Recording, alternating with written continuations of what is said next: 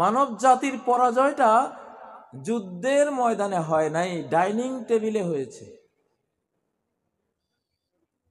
মানব জাতির পরাজয়টা যুদ্ধের মাঠে হয় নাই, কোথায় হয়েছে? ডাইনিং টেবিলে। ডাইনিং টেবিল মানে খাদ্যের মাধ্যমে হয়েছে। খাদ্যের মাধ্যমে হয়েছে মানে আদম আর হাওয়া শিরিক করে জান্নাত থেকে বেরিয়ে গিয়েছিলেন? শিরিক করে তো বের হন নাই। মূর্তি পূজার কারণে বের হয়েছিলেন?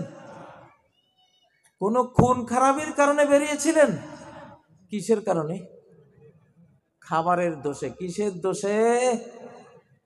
খাবারের দোষে। খাদ্য নষ্ট, নামাজ নষ্ট, রোজা নষ্ট, হজ নষ্ট, জিকির নষ্ট, সবকিছু নষ্ট। আর খাদ্য যদি ভালো হয়, পবিত্র হয়, তাহলে আপনার নামাজও পবিত্র, জিকিরও পবিত্র, রোজাও পবিত্র, সবকিছু পবিত্র। কুলু মিনাত তাইয়্যিবাতি ওয়া'মালু সালিহা ইন্নী বিমা তা'মালুনা আলীম। ও আমার বান্দারা, পবিত্র খাবার খাও। হে রাসূলরা, পবিত্র খাবার খাও, আল্লাহরটা খাও, ডাইরেক্ট আল্লাহরটা খাও। ডাইরেক্ট যদি পবিত্র খাবার খাও, সেটা থেকে যে শক্তি আসবে সেটা দিয়ে ওয়া'মালু সালিহা, সালেহ আমল করো, ভালো আমল করো। সাল্লি আলা মুহাম্মদ ওয়া আলা আলি মুহাম্মদ কামা সাল্লাইতা আলা ইব্রাহিম ওয়া আলা আলি ইব্রাহিম ইন্নাকা হামিদুম মাজিদ। আল্লাহুম্মা বারিক আলা মুহাম্মদ ওয়া আলা আলি মুহাম্মদ কামা বারাকতা আলা ইব্রাহিম ওয়া আলা আলি ইব্রাহিম ইন্নাকা হামিদুম মাজিদ। আমতলী ইসলামিয়া কামিল মাদ্রাসার 103তম বার্ষিক ওয়াজ মাহফিলের অধ্যকার সম্মানিত সভাপতি মৌলানা আবু বকর মোহাম্মদ আবদুল্লাহ পীর সাহেব আমতলী, প্রধান অতিথি অধ্যাপক ডক্টর মোহাম্মদ শামসুল আলম, মাননীয় ভাইস চ্যান্সেলর ইসলামী আরবি বিশ্ববিদ্যালয় ঢাকা, বিশেষ অতিথিবৃন্দ, অত্র অঞ্চলের সম্মানিত ওলামা এ কেরাম, আমার সম্মুখে সমবেত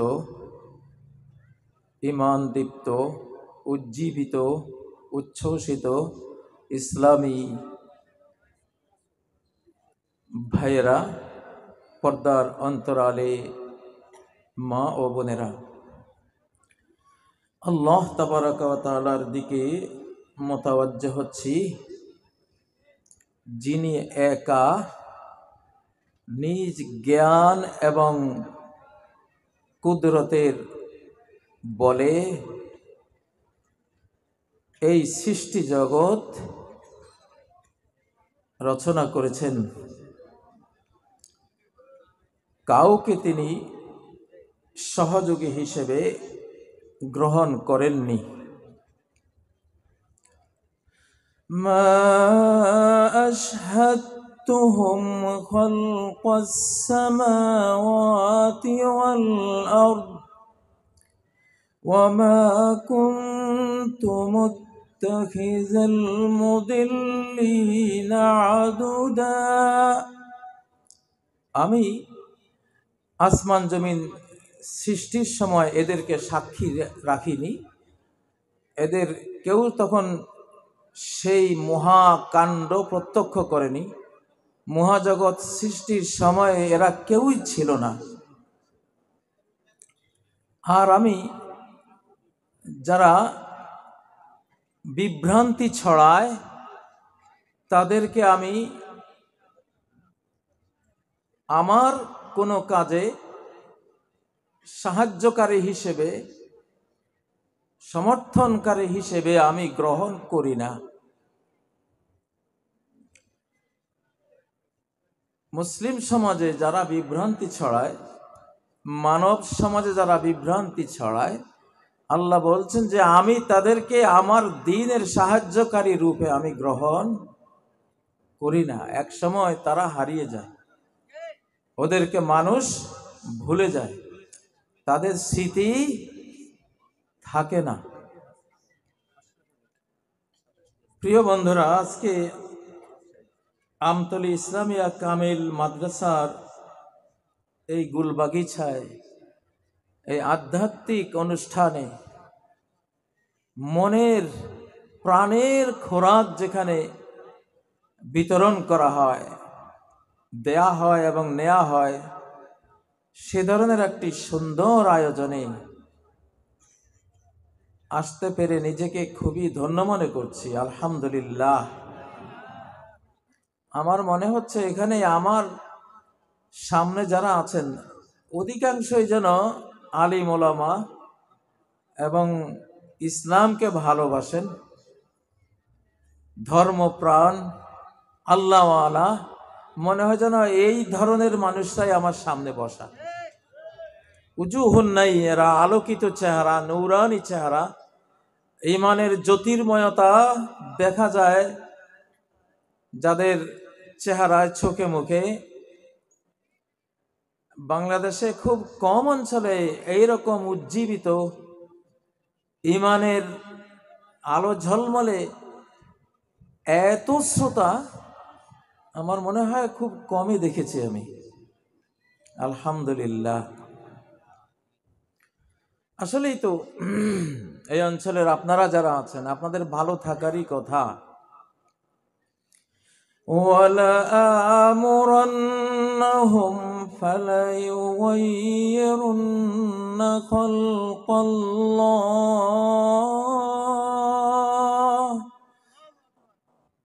শয়তান কসম করে বলছে, আমি অবশ্যই হুকুম করব তোমার এই আদম সন্তানদেরকে। আমার হুকুম করব, কি হুকুম করব?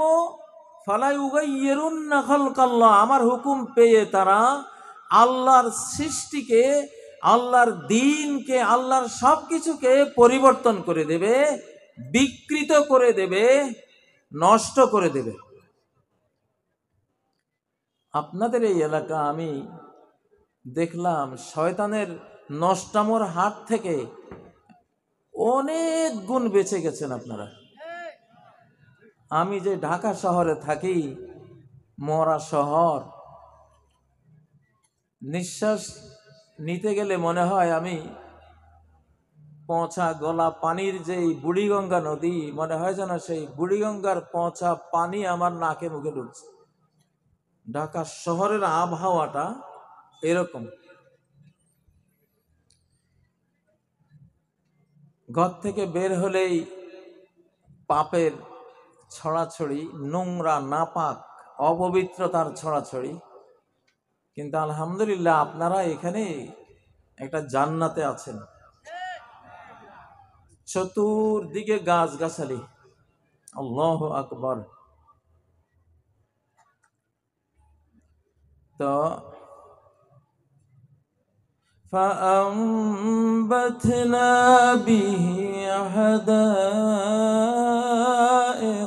ذات بهجة ما كان لكم أن تنبتوا شجرها أإله مع الله بل هم قوم يعدلون। এই যে বৃষ্টি বর্ষণ করে হাদায়েক যাতা বাহজাহ, সৌন্দর্য ভরা, সবুজ শ্যামলিমার সজীবতা ভরা বাগানের পর বাগান সৃষ্টি করেছেন। মূর্তিরা সৃষ্টি করেছেন না আল্লাহ? কে সৃষ্টি করেছেন? আল্লাহ।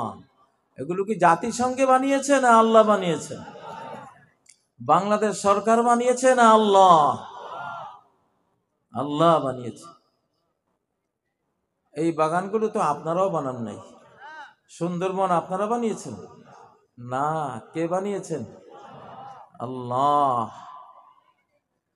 তো তাহলে আল্লাহর সাথে কি কোনো মাবুদ আছে? শরীক আছে? শরীক নাই। আপনাদের ভিতরে কালেমা তাইয়্যিবা লা ইলাহা ইল্লাল্লাহর তাওহীদের আলো আমি দেখতে পাচ্ছি, জ্বলতেছে, প্রদীপ জ্বলতেছে।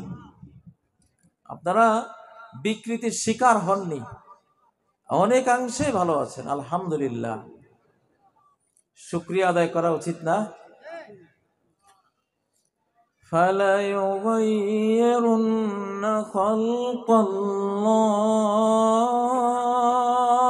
শয়তান বলছে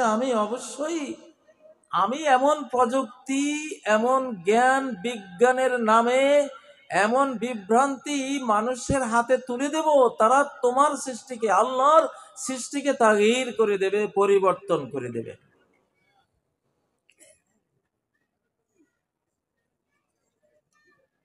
পরিবর্তিত খাবার খেলে, শয়তানের দ্বারা বিকৃত হয়ে যাওয়া খাবার খেলে মানুষের ভেতরেও বিকৃতি ঢোকে। ফার্মের মুরগি খান, তাই না? ফার্মের মুরগি, কক মুরগি, তারপর চাষের মাছ খান না? গরু মোটা তাজাকরণ প্রক্রিয়ার মোটা তাজা করা গরু, তারপরে যেসব ধানের কোনো বীজ হয় না, যে গম থেকে গম হয় না, বীজ নাই, সরকার থেকে বা কোম্পানি থেকে কিনে আনতে হয়, গ্রামে এগুলো আছে না? এই পরিবর্তনটা আল্লাহর এইসব খালকের মধ্যে, মাখলুকের মধ্যে, রিজিকের মধ্যে কে করলো? না, শয়তান করেছে। ফালায়ুগাইয়িরুন্না খালকাল্লাহ, আল্লাহর খালক চেঞ্জ করে দেবে মানুষ আমার হুকুমে। শয়তান বলছে সূরা নিসার 119 নম্বর আয়াত, যে শয়তান বলছে আমি কসম করে বলছে আল্লাহ, তোমার দুনিয়া তুমি যেমন বানিয়েছো এরকম আমি রাখবো না, আমি আরেক রকম করে দেব, এই আদম সন্তানদের দ্বারাই করাবো আমি।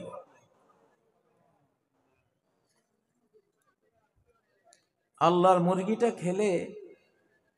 মুরগিটা খেলে কি হয়? সেখানে আল্লাহর কথা মনে আসে যে এই মুরগিটা আল্লাহ বানিয়েছেন, যেরকম সেরকম খেয়েছি, আলহামদুলিল্লাহ। আর ফার্মের মুরগিটা দেখলে কি মনে হয়? ও, এটা আল্লাহরটা না, এটা ফার্মে তারা বানিয়েছে, ঠিক না? গাছ দেখলে মনে হয় গাছটা আল্লাহ বানিয়েছে, খালকুল্লাহ, ডাইরেক্ট। আর যখন একটা মোটরসাইকেল দেখি মনে হয় ও, এটা কোন কোম্পানির, জাপান না আমেরিকা না বাংলাদেশ, কোম্পানির কথা মনে আসে, আল্লাহর কথা মনে আসে না। আমরা ঢাকা শহরে বা বিভিন্ন শহরে যারা থাকে, বিল্ডিং দেখে কেউ ভাবে না এটা আল্লাহ বানিয়েছে, রোডটা দেখেও কেউ মনে করে না আল্লাহ বানিয়েছে, দোকানে হাজারো রকমের কোম্পানির খাবার, সবাই বলে এটা কোন কোম্পানি, ওইটা কোন কোম্পানি, এগুলি বলে। কিন্তু এইসব সুন্দরবনে, গ্রামাঞ্চলে, বনাঞ্চলে একটা কলা দেখে সবাই বলে আহ, আল্লাহ কত সুন্দর একটা ফল দিয়েছে। একটা আম দেখে আল্লাহর কথা ভাবে যে এটা আল্লাহ দিয়েছেন, ঠিক নয় কি? একটা জাম দেখলে আল্লাহর কথা মনে আসে। একটা কি বলে, কামরাঙ্গা দেখলে কার কথা মনে আসে? কোম্পানির কথা মনে আসে। কামরাঙ্গা দেখলে কোম্পানির কথা ভাবে কেউ? কেউ যদি কামরাঙ্গা দেখে কোম্পানির কথা বলে, জুতা পেটা করবে মানুষ। বেটা তুই আল্লাহকে ভুলে গিয়ে কোম্পানির আছেটা কি এখানে, ঠিক নয় কি? তো ডাইরেক্ট আল্লাহর সৃষ্টি দেখলে আল্লাহর কথাই মনে আসে। শয়তান বলছে আমি এটা রাখবো না। আজকে ঢাকা শহরে গেলে সারা দিনই কি আল্লাহকে মনে করার মতো তেমন কোনো কিছু চোখে পড়ে? ডিপার্টমেন্টাল স্টোরে যান, সব কোম্পানি তৈরি, প্যাকেট করা, যদিও ওইটা আল্লাহ জিনিসটা নিয়েই তারা ওরকম করেছে, বাট ওখানে নামটা তো তাদেরই আসে। فليغيرن خلق الله আল্লাহর সৃষ্টি চেঞ্জ করে দেবে। আমি যখন জেলে ছিলাম, অনেকে আমার কাছে পানি পড়ার জন্য আসতে, হুজুর সন্তান হয় না, 12 বছর হলো পরিবার গড়েছি, সন্তান নেই, 10 বছর হলো, 15 বছর হলো, সন্তান নেই। জিজ্ঞাসা করতাম, তুমি খাওটা কি? ফার্মের মুরগি ডিম খাও? কে হ্যাঁ, তা তো খাই। যেই ধান থেকে বীজ হয় না সেটা খাও? হ্যাঁ, সেগুলো তো খাই। যেই গমের কোনো বীজ নেই সেই গমের রুটি খায়, সেটাই তো খাই, আর খাবো কি? তাহলে মনে করো যে তোমার আর সন্তান কপালে নাই। এই যুগে ঈমান বাঁচানোর জন্য বহু জ্ঞান লাগে, বহু জ্ঞান লাগে। প্রত্যেকটা খাবার যেগুলো থেকে বীজ হয় না, এগুলো জন্ম নিয়ন্ত্রণের ট্যাবলেট। খাদ্যের মধ্যে যদি জন্ম দেওয়ার গুণ না থাকে, খাদকের মধ্যে জন্ম দেওয়ার গুণ আসবে কোত্থেকে? আল্লাহ তো সৃষ্টি করেছেন। কেন আমের আটি থেকে আম গাছ হবে? আম থেকে, আমের ভিতরে বীজ আছে। তো এই আমটা খেলে আপনার ভেতরেও মানুষ থেকে মানুষ জন্ম হওয়ার যোগ্যতা আসবে। আপনার খাদ্যের মধ্যে যদি জন্মের যোগ্যতা না থাকে, আপনার মধ্যে যোগ্যতা আসবে কোত্থেকে? আমি মনে হয় যেন একটা অন্য প্রসঙ্গে আজকে ওয়াজ করছি, হঠাৎ করে মনে আসলো। মাহফিলে গেলে, একেবারে অজপড়া গায়েও মাহফিলে গেলে মুরগির যে গোশরা দেয়, জিজ্ঞাসা করে এটা কি? ও বলে কক মুরগি। আস্তাগফিরুল্লাহ, মানে শয়তানের মুরগি। আপনারা বলবেন যে তাহলে খাবোটা কি? এখন ভাই, যেমন শুটকি তেমন বেগুন, আমরা যেমন, আমাদের কপালও কি তেমন। শয়তান যে কি করেছে, গোটা বিশ্বের সব কিছুকে দুমড়ে মুছড়ে একেবারে জাহান্নামের কিনারে দাঁড় করে দিয়েছে। প্রিয় ভাইয়েরা, আপনাদের জন্য আমার ইচ্ছা হয়, এত সুন্দর একটা বনাঞ্চলের পরিবেশ, এখানে আল্লাহর মুরগিটা খাবেন। কার মুরগি? নিজেরা উৎপাদন করবেন, নাহলে সন্তান হবে না, মানব বংশ নিপাত হয়ে যাবে। মানব বংশ কি হয়ে যাবে? নিপাত হয়ে যাবে। চাষের মাছ কেন খাবেন? আল্লাহর মাছটা খাবেন। আল্লাহর মাছটা খেলে আল্লাহর কথা মনে আসবে, জিক্রুল্লাহ তৈরি হবে।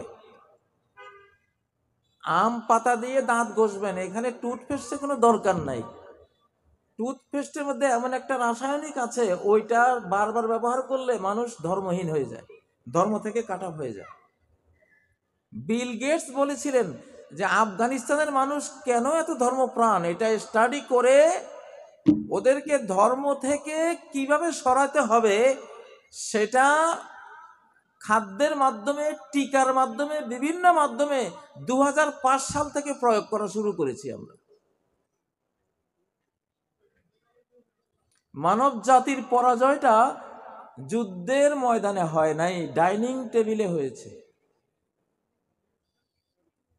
মানব জাতির পরাজয়টা যুদ্ধের মাঠে হয় নাই, কোথায় হয়েছে? ডাইনিং টেবিলে। ডাইনিং টেবিল মানে খাদ্যের মাধ্যমে হয়েছে। খাদ্যের মাধ্যমে হয়েছে মানে আদম আর হাওয়া শিরিক করে জান্নাত থেকে বেরিয়ে গিয়েছিলেন?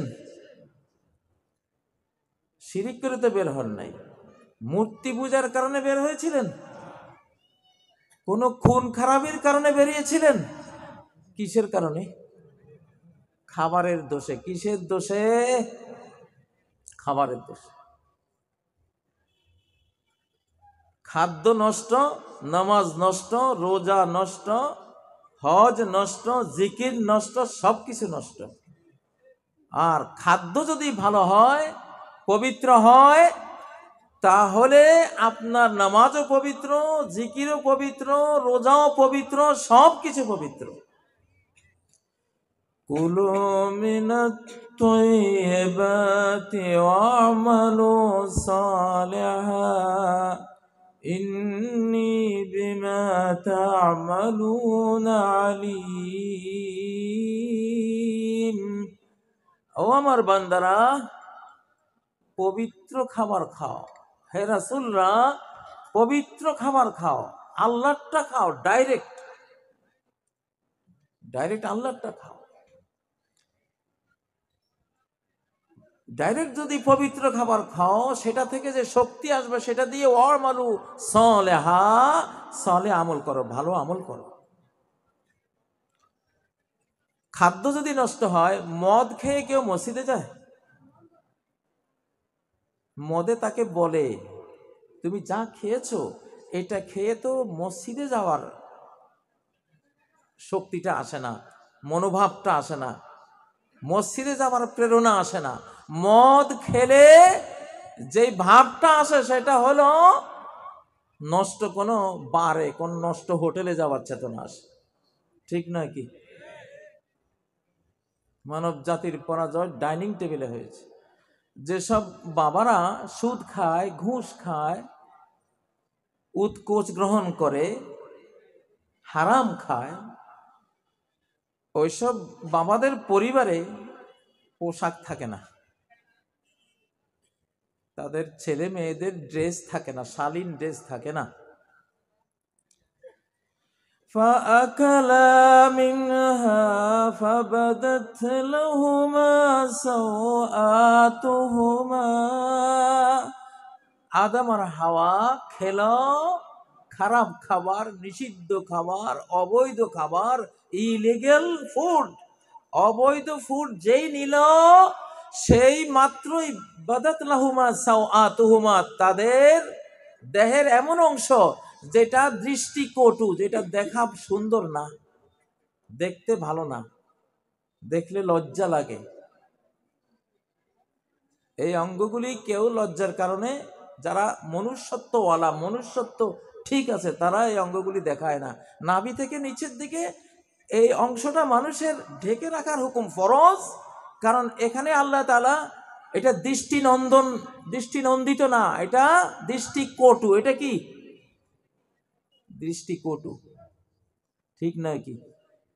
কেউ যদি তার পীর সাহেবকে দেখেন উলঙ্গ হয়ে রাস্তার পাশে কোনো প্রয়োজন পূরণ করতেছে, ওই পীর সাহেবের কাছে কেউ জীবনে মুরিদ হবে? আর মুরিদ হলেও তার মনে কোনোদিন ভক্তি আসবে? আজকে যে এই যে মেয়েরা অর্ধ বিবস্ত্র হয়ে যে চলে, এদের পরিবারে খোঁজ নেন, দেখবেন তাদের ব্লাডের মধ্যে কোনো না কোনো দিক থেকে হারাম ঢুকে গেছে, যার রেজাল্ট এটা। এটা কখন হয়েছে? ব্রিটিশরা যখন এই দেশে আসে, তখন ব্রিটিশরা জানতো এই যে মুসলিম সমাজ, এরা যতক্ষণ আল্লাহর বিধান পালন করবে, এদেরকে পরাস্ত করার কোনো শক্তি ক্ষমতা আমাদের নাই। যতক্ষণ হালাল খাবে পরাস্ত করতে পারবো না। তারা আমাদেরকে পরাজিত করার জন্য আগে আমাদের সমাজে হারাম ঢুকালো, সুদী ব্যাংক ঢুকালো, মদ ঢুকালো, পতিতালয় ঢুকালো। তিনটা হারাম, একটার সাথে একটা কানেক্টেড। এই তিনটা দিয়ে আমরা হেরে গেলাম। ও ভাইয়েরা, ইমাম মুহাম্মদ রহমতুল্লাহ আলাই, হানাফি মাযহাবের বড় ইমাম, ওনাকে একজন প্রশ্ন করেছিলেন, আপনি কি তাসাউফের, আধ্যাত্মবাদ, নিজের মনকে পরিষ্কার পরিচ্ছন্ন করা, ভেতরকে পবিত্র করার বিষয়ে কোনো কিতাব লিখেছেন? তিনি বলেছেন, হ্যাঁ লিখেছি। তো প্রশ্নকারে জিজ্ঞাসা করলো সে কিতাবের নাম কি? বলে যে কিতাবুল বুয়ু, বেচা কিনির যেই কিতাবটা লিখেছি এটাই তো তাসাউফের কিতাব। আল্লাহু আকবার। বেচা কিনি যদি শুদ্ধ হয়, রুজি যদি পবিত্র হয়, তাহলে অটোমেটিক তোমার হৃদয়টা কি হয়ে যাবে? পবিত্র হয়ে যাবে। দেওবন্দ মাদ্রাসা ওস্তাদরা 40 দিনে একদিন একজন ঘাস বিক্রেতার বাড়িতে দাওয়াত খেতে যেতেন। সে ঘাস বিক্রি করে, চরের ঘাস, হালাল ঘাস বিক্রি করে করে একটু একটু জমিয়ে জমিয়ে মেহমানদারি করত। দেওবন্দ মাদ্রাসার উস্তাদরা বলতেন, এই ঘাস বিক্রেতার বাড়িতে একদিন খাবার খেলে 40 দিন তার আলো আমরা মনের মধ্যে, অন্তরের মধ্যে অনুভব করি। সুবহানাল্লাহ। আপনাদের বাংলাদেশ, নতুন বাংলাদেশ কিভাবে গড়ব? নতুন বাংলাদেশটা গড়তে হলে আমাদের খাদ্যের মধ্যে হাত দিতে হবে। খাদ্যের মধ্যে কি হাত দিতে হবে? বাংলাদেশের সবচেয়ে বড় সমস্যা এখন হারাম খাবার। কি খাবার? হারাম খাবার। এই যে লক্ষ লক্ষ কোটি টাকা সরকারি লোকেরা চুরি করে নিয়েছে, হালাল ছিল? একটা বালিশের মূল্য 36,000 টাকা, হালাল ছিল? কি বলেন? হারাম ছিল। বলে কি, ভাই তুমি কি করো, তোমার কাজ কি? কয় ভাই আমি তো আওয়ামী লীগ করি। মানে তার আর কোনো চাকরি লাগবে না, তার কোনো পেশা লাগবে না, সে এটা করে খায়। হালাল? হালাল? রাজনীতি হলো খাওয়াবার নাম। তুতইমুত আম, খাদ্য খাওয়াবা। রাজনীতি তো নিজে খাওয়ার নাম না, রাজনীতি হলো জনগণকে খাওয়াবার নাম। এই ওয়াজটা আমি অনেক মাহফিলে করেছি। বর্তমানে যে পৃথিবী চলছে, এখন রোল প্লে করব আমরা। আল্লাহর দ্বীনের দাওয়াত যারা দেয়, আলেম সমাজ, তারা আইন কানুন এখন দেবে কোরআন থেকে এবং সুন্নাহ থেকে। অন্য আইন কানুন এখনো অচল, এগুলি চলবে না। আগামী পৃথিবীতে চলবে না। সামনে ভয়াবহ একটা বিপর্যয়ের পর বিপর্যয় আসতেছে সামনে। তো সেজন্য আলেম সমাজ আইন দিবে, কোরআন থেকে আইন দিবে, কোরআনিক শাসন চলবে। 5ই আগস্ট যে পরিবর্তনটা হয়েছে, ওই পরিবর্তনটা মানুষের দ্বারা হয় নাই। কার দ্বারা হয়েছে? আল্লাহর একটা ল আছে, আইন আছে, সে আইনের অধীন এই পরিবর্তনটা হয়েছে। কেউ কি বলতে পারবেন সে আইনটা কোনটা? সূরা আল ফাজরের মধ্যে আছে আইনটা। فَأَكْثَرُوا فِيهَا الْفَسَادَ فَصَبَّ عَلَيْهِمْ رَبُّكَ سَوْطَ عَذَابٍ। ওরা ফাসাদ, অশান্তি, পাপাচার, চুরি চামারি, জিনা ব্যভিচার, খুন খারাপি, অত্যাচার, উৎপীড়ন, আকসারু ফিহা, আল্লাহর দেশে, আল্লাহর এই সাম্রাজ্যে একেবারে সীমা ছাড়া করে ফেলেছিল এইসব অশান্তি আর নির্যাতন গুলো। এটা হলো আল্লাহ মানে আইনটা প্রয়োগ করার পটভূমি বলতেছেন। এইটা যখনই ক্রস করেছে, অশান্তি, ফাসাদ, পাপাচারের যখন বর্ডার ক্রস করে দিয়েছে, তখনই কি বিধান বাস্তবায়িত হলো? ফাসাব্বা আলাইহিম রাব্বুকা সাওতা আযাব, তোমার রব তাদের উপরে তার শাস্তির বেত্রাঘাত বর্ষণ করলেন।